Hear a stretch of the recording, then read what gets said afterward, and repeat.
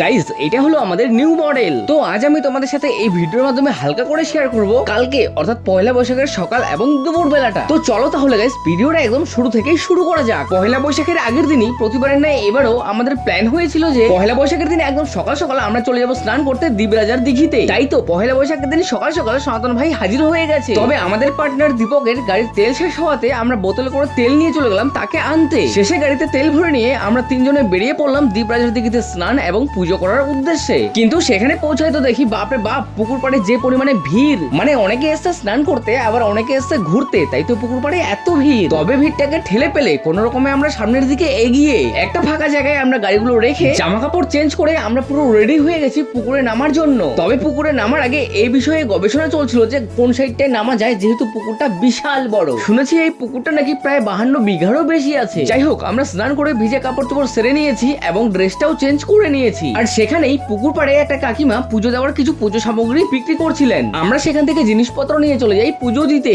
তবে একটু বেশি হাওয়ার কারণে মেন সমস্যাটা হয় এই ধূপকাঠিগুলোকে জ্বালানো নিয়ে। আর তোমরা দেখো দ্বীপরাজার মন্দিরে জাস্ট কি পরিমাণে ভিড়। শেষে সবকিছু কমপ্লিট হওয়ার পরে সনাতন ভাই আর দীপক বাড়ির জন্য কিছু মিষ্টি নিয়ে যাবে, তাই সেটা নিতে চলে এলাম। আমি নিব না কারণ এগুলো আমার বাড়িতে অলরেডি রয়েছে। আচ্ছা ভিডিওটা তো অনেক লম্বা হয়ে গেল, তাহলে ভিডিওটাকে এবার শেষ করা যাক। চলো আবার দেখা হচ্ছে পরবর্তী সুন্দর কোনো একটা ভিডিওতে।